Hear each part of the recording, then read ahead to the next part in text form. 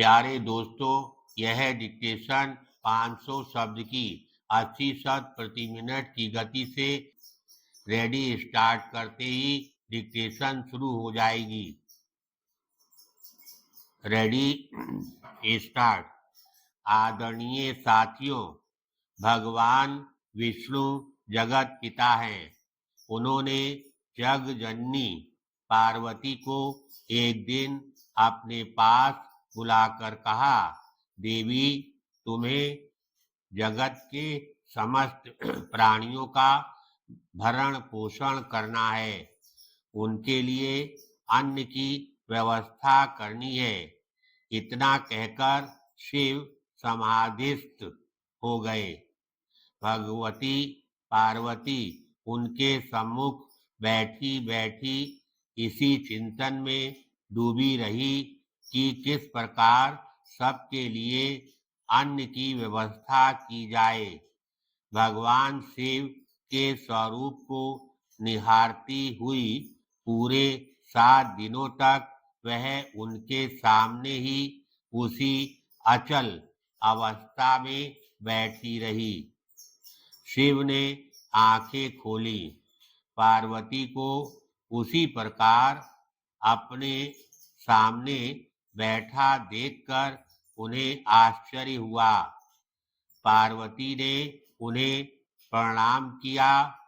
उन्होंने पार्वती से अपने सामने बैठे रहने का कारण जानना चाहा। पार्वती ने विनय पूर्वक कहा, हे जगत पिता, आपने मुझे अन्न की व्यवस्था का भार दिया है, अतः मैं उसी की चिंता में इस तरह खो गई कि समय का ज्ञान ही नहीं रहा। अन्न की व्यवस्था के लिए मुझे आपसे उन वस्तुओं एवं शक्ति की आवश्यकता है जो समाधि की अवस्था में आपके काम नहीं आती है। पैराग्राफ।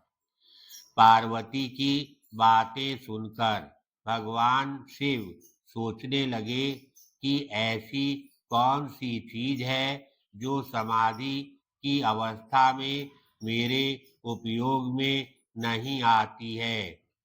उन्होंने पार्वती से पूरी बात स्पष्ट करने के लिए कहा। पार्वती ने कहा, स्वामी, मैं आपके इस त्रिशूल का उपयोग हल के रूप में करना चाहती हूँ। इससे जमीन की खुदाई हो सकेगी, मिट्टी को बीज बोने योग्य बनाया जा सकेगा। आपके नादिए बैल को मैं हल जोतने के काम में लगाऊंगी। खेती की जुताई के अलावा इसके गोबर से खाद का काम भी लिया जा सकेगा। इसके गोबर से गोबर गैस भी तैयार की जा सकेगी।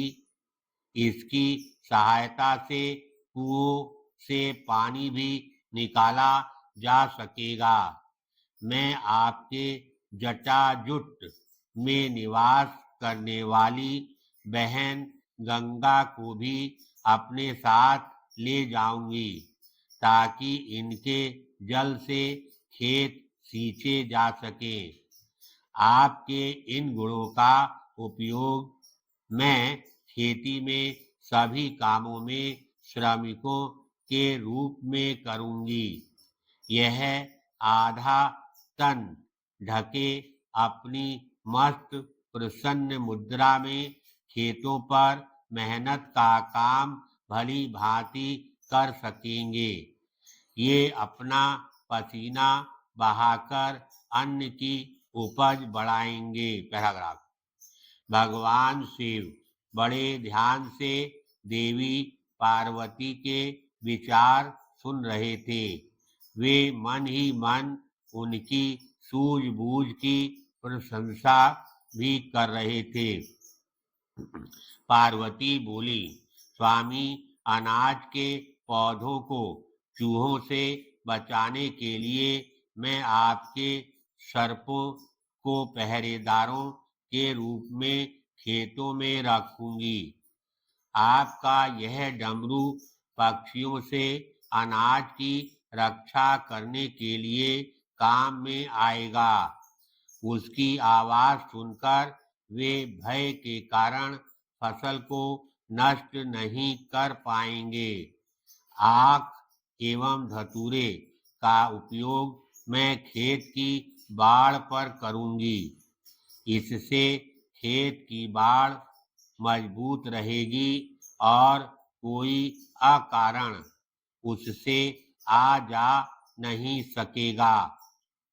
अनाज एकत्र होने पर उसके रख रखाव में यह भस्म जिसे आप शरीर पर लगाते हैं काम आएगी, जिससे अनाज सड़ने नहीं पाएगा। धन्यवाद।